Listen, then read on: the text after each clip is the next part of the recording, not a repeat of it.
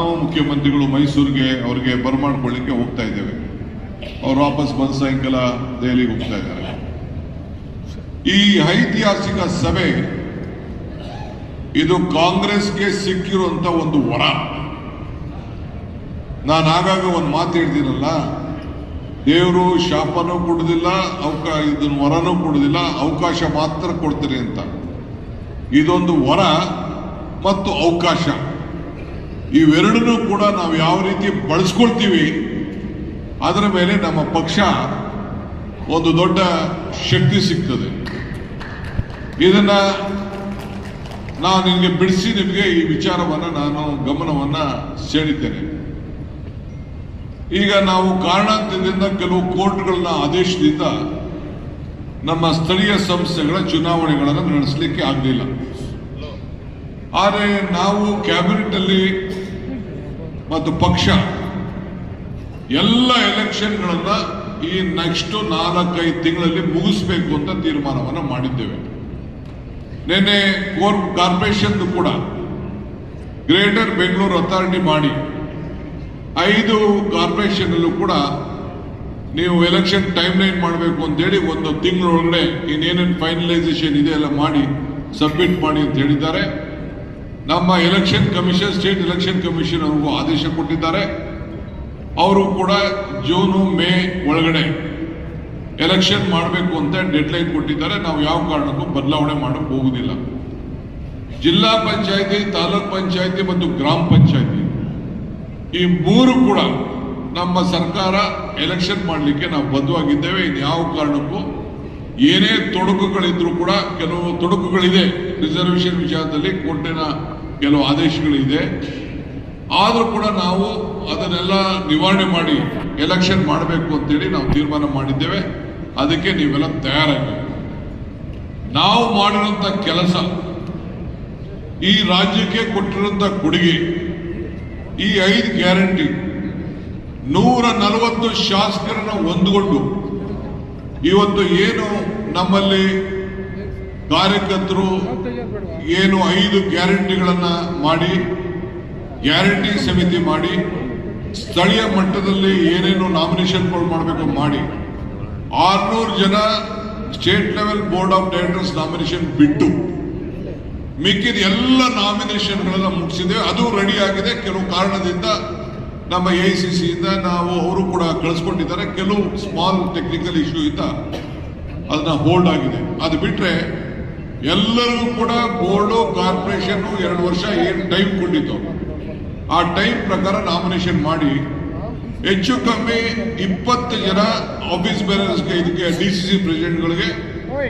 25 ಜನ ಆಫೀಸ್ ಬೇರರ್ಸ್ಗೆ ಮತ್ತು 47 ಜನ MLAಗಳಿಗೆ ಇವತ್ತು ನಾವು ಚೇರ್ಮನ್ಗಳಾಗಿ ನಾಮಿನೇಷನ್ ಅನ್ನ ಮಾಡಿ ಬಹುಶಃ ಅವರೆಲ್ಲ ಅಧಿಕಾರಗಳನ್ನ ಇವತ್ತೆಲ್ಲ ಉಪಯೋಗಿಸ್ಕೊಳ್ತಾ ಇದ್ದಾರೆ.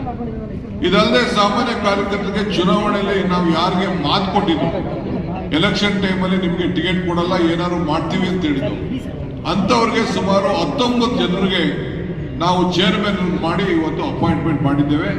ಆ ಪಟ್ಟಿ ಎಲ್ಲ ತಮಗೂ ಕೂಡ ಇವತ್ತು ಗೊತ್ತಿದೆ. ಈ ಆಂದೋಲನ ಏನಿದೆಯಲ್ಲ, ಇದು ಇಡೀ ಈಗ ಶ್ರೀಮತಿ ಸೋನಿಯಾ ಗಾಂಧಿ ಬಡವರಿಗೆ ಉದ್ಯೋಗವನ್ನ ಕೊಡಬೇಕು, ಈ ಉದ್ಯೋಗ ಖಾತ್ರಿಯನ್ನ ಮಾಡಬೇಕು ಅಂತೇಳಿ ಈ ಹಕ್ಕನ್ನ, ಸಂವಿಧಾನದ ಮುಖಾಂತರ ಹಕ್ಕನ್ನ ಮನಮೋಹನ್ ಸಿಂಗ್ ಅವರ ಸರ್ಕಾರದಲ್ಲಿ ನಮ್ಮೆಲ್ಲರೂ ಕೂಡ ಕೊಟ್ಟಿದ್ರು. ಇದರಿಂದ ಏನ್ ಅನುಕೂಲ ಆಗ್ತಿತ್ತು ಅಂದ್ರೆ 6,000 ಕೋಟಿ ರೂಪಾಯಿ ವೆಚ್ಚದ ಕೆಲಸಗಳನ್ನ ಪಂಚಾಯತಿ ಮಟ್ಟದಲ್ಲಿ, ಗ್ರಾಮ ಮಟ್ಟದಲ್ಲಿ ಇವತ್ತು ಕೆಲಸ ನಡೀತಾ ಇದೆ. 6,000 ಕೋಟಿ ರೂಪಾಯಿ ಕೆಲಸ ಯಾರು ತೀರ್ಮಾನ ಮಾಡ್ತಿದ್ರು? ಪಂಚಾಯತಿ ಮೆಂಬರ್ ತೀರ್ಮಾನ ಮಾಡ್ತಿದ್ರು, ಪಂಚಾಯತಿಯ ಸದಸ್ಯರುಗಳು ತೀರ್ಮಾನ ಮಾಡ್ತಿದ್ರು. ಆ ಹಕ್ಕು ಪಂಚಾಯತಿ ಸದಸ್ಯರಿಗಿತ್ತು. ಯಾರು ಜಾಬ್ ಕಾರ್ಡ್ ಇಟ್ಕೊಂಡಿದ್ದವನು ನನಗೆ ಉದ್ಯೋಗ ಬೇಕು ಅಂತ ಹೇಳಿದ್ರೆ ಅವ್ರಿಗೆ ಉದ್ಯೋಗ ಕೊಡಬೇಕಾಗಿತ್ತು. ಉದ್ಯೋಗ ಕೊಡಕ್ಕಾಗ್ಲಿಲ್ಲ ಅಂದ್ರೆ ಅವನು ಎಂಟ್ರಿ ಮಾಡಿಬಿಟ್ರೆ ಅವನಿಗೆ ಕೂಲಿ ಕೊಡುವಂತ ಒಂದು ಅವಕಾಶ ಇತ್ತು. ಯಾರು ಕೂಡ ಇದನ್ನ ಮಿಸ್ಯೂಸ್ ಮಾಡ್ಕೊಳ್ಳಿಕ್ಕೆ ಅವಕಾಶ ಇಲ್ಲ. ಕೆಲವು ಸ್ಟಾರ್ಟಿಂಗ್ ಅಲ್ಲಿ ಕೆಲವು ಮಿಸ್ಯೂಸ್ ಇದೆ ಅಂತ ಹೇಳಿ ಕೆಲವರು ಇದನ್ನ ತಾಂತ್ರಿಕವಾಗಿ ಅದನ್ನ ತಮ್ ರೂಲ್ ಮಾಡಬೇಕು ಅಂತೇಳಿ ಅದಕ್ಕೂ ಕೂಡ ಇವತ್ತು ಅವಕಾಶವನ್ನು ಮಾಡಿಕೊಟ್ರು. ಇದ್ರ ಜೊತೆಗೆ ಎಷ್ಟು ವೇಜಸ್ ಕೊಡಬೇಕು ಅಂತೇಳಿ ನಿಗದಿಯಾದಂತ ಫೇರ್ ವೇಜಸ್ ಬಗ್ಗೆ ಅದಕ್ಕೆ ತೀರ್ಮಾನವನ್ನು ಕೂಡ ಈ ಸಂದರ್ಭದಲ್ಲಿ ಕೊಟ್ಟಿದ್ರು. ಎಷ್ಟೇ ವೇಜಸ್ ಕೊಡಬೇಕು ಅಂತೇಳಿ.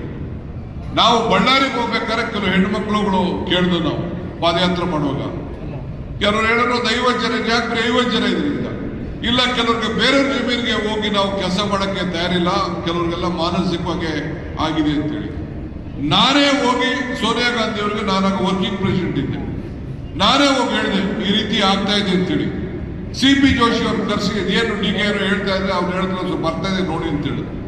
ಅದಾದ್ಮೇಲೆ ಅವರು ನಿಮ್ಮ ಸ್ವಂತ ಜಮೀನುಗಳಲ್ಲಿ, ನಮ್ಮ ಸ್ವಂತ ಜಮೀನುಗಳಲ್ಲಿ ನಾವೇ ಕೂಲಿ ಮಾಡಿಕೊಂಡ್ರೆ, ಮನೆ ಕಟ್ಟೋದಾದ್ರೆ, ಜಮೀನ ಮಟ್ಟ ಮಾಡೋದಾದ್ರೆ, ದನಿನ ಕೊಟ್ಟಿಗೆ ಕೊಟ್ಟು ಕಟ್ಟೋದಾದ್ರೆ, ಇಲ್ಲ ಯಾವ್ದಾದ್ರು ಕುರಿ ಕೊಟ್ಟು ಕಟ್ಟಿಗೆ ಕೊಡೋದಾದ್ರೆ, ಇಂಗು ಗುಂಡಿ ಮಾಡ್ಕೊಳ್ಳೋದಾದ್ರೆ, ಇವು ಏನು ಇವರು ನಮ್ಮ ಕೃಷ್ಣ ಬೈರೇಗೌಡರು ಆಗಿನ ಕಾಲದಲ್ಲಿ ಕೃಷಿ ಹೊಂಡ ಅಂತ ಒಂದು ದೊಡ್ಡ ಐತಿಹಾಸಿಕವಾದಂತ ಕಾರ್ಯಕ್ರಮ ಮಾಡಿದ್ರು. ಬಹುಶಃ ನೀವು ಹಾವೇರಿ ಜಿಲ್ಲೆಗೆ ಹೋಗಿ ನೀವು ನೋಡಬೇಕು, ನಾನು ನೋಡಿದೆ ಅದು ಹಾವೇರಿ ಜಿಲ್ಲೆ. ಎಲ್ಲರೂ ಕೂಡ ಅದು ಏನೇ ಅವರವ್ರ ಸ್ವಂತ ಜಮೀನಲ್ಲಿ ಕೆಲಸ ಮಾಡಿಕೊಂಡ್ರು ಕೂಡ ಅವ್ರಿಗೆ ಅದನ್ನ ಕೂಲಿ ಕೊಡುವಂತ ಒಂದು ವ್ಯವಸ್ಥಿತ ಮತ್ತು ವ್ಯವಸಾಯದಲ್ಲಿ ರೇಷ್ಮೆ ಇರ್ಬೋದು, ಮಾವಿನ ಗಿಡ ಇರ್ಬೋದು, ಬೇರೆ ಯಾವುದೇ ಆಗಲಿ ಆ ಒಂದು ಪದ್ಧತಿಗೆ ಮಾಡ್ಕೊಳ್ಳಿಕ್ಕೆ ಒಂದು ಅವಕಾಶವನ್ನು ಇವತ್ತು ಅವರು ಕಲ್ಪಿಸ್ಕೊಟ್ಟಿದ್ರು. 6,000 ಕೋಟಿ ಅಂದ್ರೆ 5,000 ಚಿಲ್ಲರೆ ಪಂಚಾಯತ್ ಇದೆ. ಕನಿಷ್ಠ ಒಂದು ಪಂಚಾಯತಿಗೆ 1 ರಿಂದ 2 ಕೋಟಿ ರೂಪಾಯಿ ಕೆಲಸ ಮಾಡ್ಕೊಳ್ಳಿಕ್ಕೆ ಪ್ರತಿ ವರ್ಷ ಕೂಡ ಅವಕಾಶ ಇತ್ತು. ಇನ್ನು ಮುಂದಕ್ಕೆ ನಾನು ಹೇಳ್ತಾ ಇದ್ದೀನಿ, ಇವತ್ತು ಏನು ಈ ಒಂದು ಕಾನೂನನ್ನು ತೆಗೆದುಕೊಂಡು ಬಂದಿದ್ದಾರೆ, ಈ ಕಾನೂನು ಏನಿದೆ, ಈ ಕಾನೂನಿಂದ ಇವತ್ತು 60-40% ಅಂತ ಮಾಡಿದ್ದಾರೆ. ಇದು ಈಗ ತೀರ್ಮಾನ ಮಾಡೋಂಥದ್ದು, ಈಗ ಪ್ರಿಯಾಂಕಾ ಖರ್ಗೆ ಅವರು ಹೇಳಿದಂಗೆ ಪಂಚಾಯತ್ಗಳು ತೀರ್ಮಾನ ಮಾಡೋದಿಲ್ಲ, ಈಗ ದೆಹಲಿಯಿಂದ ತೀರ್ಮಾನ ಮಾಡ್ತಾರಂತೆ ಯಾವ ರೀತಿ ಮಾಡಬೇಕು ಅಂತೇಳಿ. ಸೊ ಇದಕ್ಕೆ ಮುಂದಕ್ಕೆ ಬಿಜೆಪಿ ರಾಜ್ಯದ ಸರ್ಕಾರಗಳಲ್ಲೂ ಕೂಡ ಯಾವ ಕಾರಣಕ್ಕೂ ಇದನ್ನ ಅನುಷ್ಠಾನ ತರಲಿಕ್ಕೆ ಸಾಧ್ಯ ಇಲ್ಲ. ನಾನು ಹೇಳ್ತೀನಿ, ಅವ್ರು ಎಷ್ಟೇ ಪ್ರಯೋಗ ಮಾಡಲಿ, ಈಗಾಗಲೇ ಚಂದ್ರಬಾಬು ನಾಯ್ಡು ಅವರು ಇದು ಸಾಧ್ಯ ಇಲ್ಲ ಅನ್ನೋದು ಕೂಡ ಈಗಾಗಲೇ ಅವರು ಹೇಳಿದ್ದಾರೆ ಅಂತ ಇಲ್ಲ, ನಾನು ಮಾಧ್ಯಮದಲ್ಲಿ ನಾನು ಇದನ್ನ ಗಮನಿಸಿದ್ದೆ. ನಾನು ಇವತ್ತು ಇದನ್ನ 90% ವೇಜಸ್ ಅನ್ನ ಅವರೇ ಕೊಡ್ತಾ ಇದ್ರು. ಕೆಲವು ಇನ್ಫ್ರಾಸ್ಟ್ರಕ್ಚರ್, ಕೆಲವು ಸಿಮೆಂಟು, ಕಬ್ಬಣ, ಅವು ಇವು ಇತ್ತು ಅಂತಂದ್ರೆ 75-25% ಇತ್ತು. ಈಗ ಅದನ್ನ 60-40 ಅಂತ ಮಾಡಿ 125 ದಿನಕ್ಕೆ ಅಂತ ಹೆಚ್ಚಿದ್ದಾರೆ. 125 ಜೊತೆಗೆ 100 ದಿನದ ಜೊತೆಗೆ ಬರಗಾಲದಲ್ಲಿ 150 ದಿನ ಕೊಡುವಂತ ಅವಕಾಶ ಇತ್ತು. ಕೋವಿಡ್ ಅಲ್ಲಿ 50 ದಿನ ಎಕ್ಸ್ಟ್ರಾ ಕೊಡುವಂತ ಅವಕಾಶ ಇತ್ತು. ಅದು ಯಾವುದು ಕೂಡ ಅವರು ಮಾಡಲಿಲ್ಲ. ಅದಲ್ಲದೆ ಮಹಾತ್ಮ ಗಾಂಧೀಜಿ ಅವರ ಹೆಸರನ್ನ ನಾವು ಇಟ್ಟಿದ್ದು. ಅವರು ಮಹಾತ್ಮ ಗಾಂಧಿ ಹೆಸರು ಇಟ್ಬಿಟ್ಟು ಅದನ್ನ ಬೇರೆ ಮಾಡೋದು ಸ್ಕೀಮೇ ಹೋಯ್ತು ಬಿಡಿ. ಸ್ಕೀಮ್ ಯಾವ ಕಾರಣಕ್ಕೂ ಬರ್ಲಿಕ್ಕೆ ಸಾಧ್ಯ ಇಲ್ಲ. 1 ಕೋಟಿ ರೂಪಾಯಿಂದ 2 ಕೋಟಿ ರೂಪಾಯಿ ಕೆಲಸ ಒಂದು ಪಂಚಾಯತಿ ಹೋಯ್ತು ಅಂತಂದ್ರೆ, ಇನ್ನು ಪಂಚಾಯತಿ ಮೆಂಬರ್ಗಳಿಗೆ ಏನ್ ಕೆಲಸ ಇದೆ ಅನ್ನೋದು ನೀವೆಲ್ಲ ಜನಪ್ರತಿನಿಧಿಗಳಿದ್ದೀರಿ, ಬ್ಲಾಕ್ ಪ್ರೆಸಿಡೆಂಟ್ಗಳಿದ್ದೀರಿ, ಎಲೆಕ್ಷನ್ ನಿಂತವರಿದ್ದೀರಿ, ಕೆಲವರು MLAಗಳಿದ್ದೀರಿ, ಮಂತ್ರಿಗಳಿದ್ದೀರಿ, ತಾವು ಆಲೋಚನೆ ಮಾಡಿ. ನನ್ನ ಕ್ಷೇತ್ರದಲ್ಲಿ ನಿಮಗೆ ಉದಾಹರಣೆ, ನಾನು ಇಲ್ಲೇ ನನ್ನ ತಮ್ಮ ಸುರೇಶ್ ಕೂತಿದ್ದಾರೆ, ಒಂದು 200ಕ್ಕೂ ಹೆಚ್ಚು ಕೋಟಿ ರೂಪಾಯಿ ಒಂದು ವರ್ಷದಲ್ಲೇ ಕೆಲಸ ಮಾಡ್ತಾರೆ. ಒಂದು ವರ್ಷದಲ್ಲಿ